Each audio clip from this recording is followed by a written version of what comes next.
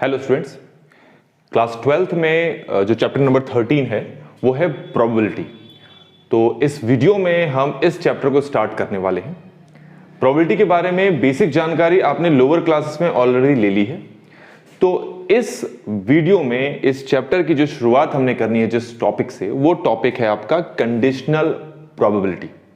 तो अगर आपको कंडीशनल प्रोबेबिलिटी समझना है तो कुछ बेसिक सी जानकारी आपको पहले से होनी चाहिए। तो उसको समझने के लिए हम एक एक्सपेरिमेंट लेते हैं। एक्सपेरिमेंट क्या है कि हमारे पास 3 फेयर कॉइन्स हैं, हम उसको टॉस करते हैं और टॉस करने के बाद जो सैंपल स्पेस आपके पास बनकर आ रहा है वो सैंपल स्पेस मैंने यहां पर लिखकर दिखा दिया आपको। Head head head head head tail, head tail head, head tail tail, इस तरीके से टोटल 8 सैंपल पॉइंट आपके सामने है। अब हमारे पास एक इवेंट है ई जो बोलता है एटलीस्ट 2 हेड्स अपीयर और हमें इस इवेंट की प्रोबेबिलिटी फाइंड करनी है। तो उसमें पहले इसका मतलब आपको पता होना चाहिए। एटलीस्ट 2 का मतलब है 2 या 2 से ज्यादा, और क्योंकि आगे इन्होंने हेड्स लिख दिया है इसका मतलब 2 या 2 से ज्यादा बार हेड्स आने की आपको प्रोबेबिलिटी फाइंड करनी है फॉर दिस इवेंट ई।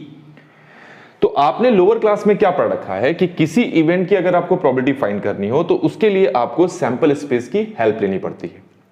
तो इस इवेंट का सैंपल स्पेस ये है। तो आपको पता है अगर मुझे इस इवेंट की प्रोबेबिलिटी फाइंड करनी है तो उसका फॉर्मूला होता है favourable outcomes over total number of outcomes. मैंने शॉर्ट में लिख दिया यहां पर, ठीक है। ध्यान रखना इस इवेंट का जो सैंपल स्पेस है वो ये है। तो फेवरेबल का मतलब क्या है? फेवरेबल का मतलब है यहां लिखा है ना एटलीस्ट 2 हेड्स अपीयर। तो इसका मतलब आप देखो यहां पर 2 या 2 से ज्यादा बार हेड कितनी बार आया है। ये है फर्स्ट टाइम, ये है सेकंड टाइम, ये एक थर्ड टाइम है और ये हो गया आपका फोर्थ टाइम। तो इस तरीके से आप देख सकते हो कि इस ई इवेंट के लिए जो फेवरेबल आउटकम्स हैं वो है 4 और टोटल नंबर ऑफ आउटकम्स हमारे पास कितने हैं। यहां पर टोटल काउंट करोगे तो कितना आया 8। इसको सॉल्व करो, हमारे पास आंसर कितना आ गया 1/2। ध्यान रखना हमारे पास सिर्फ ये ई इवेंट था और इसी इवेंट की हमने प्रोबेबिलिटी फाइंड कर ली यहां पर। अब हम आते हैं, हमारे पास एक और इवेंट दे रखा है एफ, इसमें लिखा है फर्स्ट कॉइन शोज टेल। तो हमारे पास ये जो सैंपल स्पेस है, ध्यान रखना इस इवेंट का भी सैंपल स्पेस यही होगा। मैं बार बार ये चीज क्यों कह रहा हूं, जब हम कंडीशनल प्रोबेबिलिटी को समझेंगे तो वहां ये चीज आएगी। तो हमारे पास जो एफ इवेंट है, अगर मुझे इस इवेंट की प्रोबेबिलिटी फाइंड करनी है तो again formula will remain same. क्या होता है आपका favourable outcomes over total number of outcomes. अब इसके लिए फेवरेबल क्या है, लिखा है फर्स्ट कॉइन शोज टेल। तो पहला कॉइन देखो, ये पहला है, ये पहला कॉइन है, फर्स्ट कॉइन है, फर्स्ट कॉइन है, ये देखो ये फर्स्ट फर्स्ट फर्स्ट और फर्स्ट। तो फर्स्ट कॉइन शोज टेल, तो इसके लिए हमारे पास फेवरेबल आउटकम्स कितने हो गए 4। तो ये हमने यहां पर लिख लिया 4 और टोटल हमारे पास कितने हैं 8। तो हमने सॉल्व कर लिया तो ये आ गया 1/2। ये आपको पहले से पता होगा, इस तरीके से निकालते हैं। तो अब आते हैं बच्चों, हमारे पास जो टॉपिक है वो है कंडीशनल प्रोबेबिलिटी। मैं एक इवेंट और लेता हूं, वो इवेंट क्या है मैं यहां पर मेंशन कर देता हूं। इवेंट ये है, अब ये चीज खत्म हो गई है, ठीक है, ये चीज खत्म हो चुकी है यहां पर। इसमें मैंने आपको समझाया था कि अगर हमारे पास ये एक इवेंट है इसकी प्रोबेबिलिटी कैसे निकाले, एक दूसरा इवेंट है उसकी प्रोबेबिलिटी कैसे निकाले। अब हमारे पास एक और इवेंट में लिख रहा हूं, अब उसकी प्रोबेबिलिटी फाइंड करनी है। Suppose first coin shows tail, then find the probability that at least 2 heads appear। अब हमारे पास ये जो इवेंट है मुझे इसकी प्रोबेबिलिटी फाइंड करनी है। अब यहां पर एक चीज ध्यान रखना, स्टार्टिंग में ये एक अलग इवेंट हुआ करता था तो इसकी प्रोबेबिलिटी निकाल ली, ये दूसरा इवेंट हुआ करता था इसकी प्रोबेबिलिटी निकाल ली। अब यहां पर हमारे पास ये एक सिंगल इवेंट है तो इस सिंगल इवेंट की प्रोबेबिलिटी फाइंड करनी है। अब इसमें लिखा क्या है, इसमें क्या है suppose first coin shows tail. तो पहले आप ये वाली कंडीशन जनरेट करो। जब आप ये कंडीशन जनरेट करोगे then you have to find the probability that at least 2 heads appear. अब इसका मतलब क्या है, तो ये जो हमारे पास कंडीशन दे रखी है, पहले तो बताओ कि इस कंडीशन को सेटिस्फाई करने के लिए कौन कौन से सैंपल पॉइंट आपको चाहिए होंगे। फर्स्ट, कॉइन शोज टेल, तो इसके अंडर में कौन कौन आएगा, tail tail tail tail tail head tail head tail, then tail tail और टेल हेड हेड। तो इस कंडीशन को सेटिस्फाई करने के लिए मैंने ये आपके पास एक नया सैंपल स्पेस यहां पर बना दिया है। इतना समझ में आ गया होगा।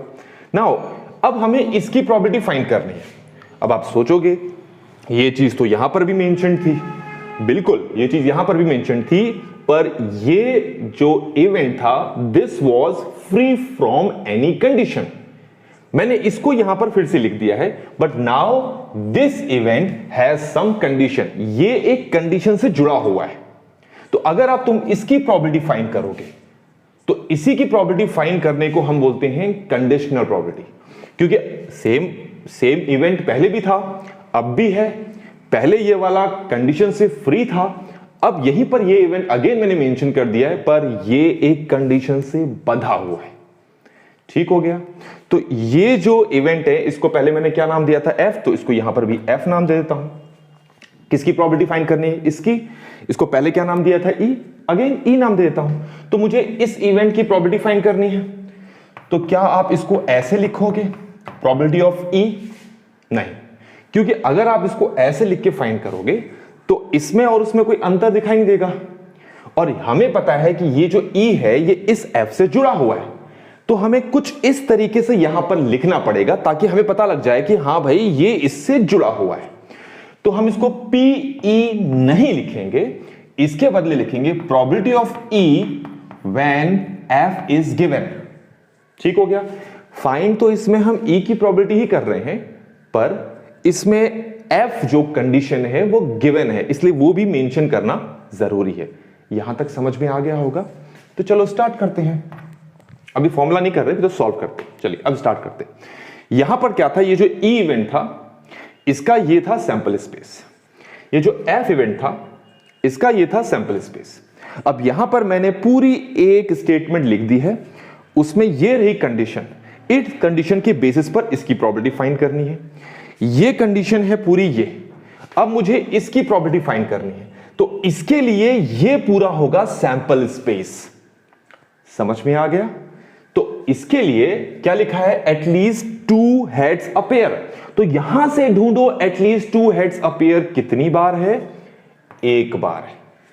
तो फेवरेबल आउटकम्स में 1 हो जाएगा, और नीचे क्या लिखते हैं हम, टोटल नंबर ऑफ आउटकम्स। तो यहां पर टोटल कितने आउटकम्स हैं, 4। तो यहां पर मैंने लिख दिया 4। तो ये जो है ये ई इवेंट की प्रोबेबिलिटी बता रहा है। यहां पर भी हमारे पास जो ई इवेंट था उसकी प्रोबेबिलिटी भी हमारे पास थी। अब आप देख सकते हैं इन दोनों प्रोबेबिलिटीज में डिफरेंस है। ये जो ई इवेंट है इसकी प्रोबेबिलिटी कंडीशन के साथ नहीं थी, यहां पर वही सेम इवेंट एक कंडीशन के साथ था, इसीलिए इसको कहते हम कंडीशनल प्रोबेबिलिटी। मतलब किसी भी इवेंट की प्रोबेबिलिटी अगर फाइंड करनी है और उसके साथ ऑलरेडी एक कंडीशन एडेड है, एक कंडीशन गिवन है, तो उस वक्त जब हम उस इवेंट की प्रोबेबिलिटी फाइंड करेंगे that is known as conditional probability of that event. तो इसका एक फॉर्मूला भी हो गया। यहां तो मैंने समझा दिया ना कि दोनों आंसर हमारे पास अलग अलग है, तो इसका एक फॉर्मूला भी होता है। तो जब भी कभी एक क्वेश्चन आएगा तो उस क्वेश्चन में उस फॉर्मूले को हम अप्लाई करेंगे और सॉल्व करेंगे। तो इसके लिए हमारे पास फॉर्मूला क्या होता है जरा ध्यान से देखेंगे। पहले तो सेम वही चीज है, probability of E when F has been already occurred. ऐसे भी रीड कर सकते हैं इसको, और कैसे रीड कर सकते हैं, probability of E when F is given. जब ये गिवन है then we are finding the probability of this event. ठीक हो गया। तो इसका फॉर्मूला होता है probability of E intersection F over probability of F. तो ये हमारे पास जो फॉर्मूला है वो है conditional probability of an event E. तो ये हमारे पास एक कंडीशनल प्रोबेबिलिटी है जो मैंने एक एग्जांपल से आपको समझा दी। आई होप कि इस वीडियो में आपको समझ में आ गया होगा कि कंडीशनल प्रोबेबिलिटी होती क्या है। नेक्स्ट वीडियोस में हम कुछ एग्जाम्पल से समझेंगे कि कंडीशन प्रोबेबिलिटी से रिलेटेड प्रॉब्लम को सॉल्व कैसे करते हैं। Thanks for watching.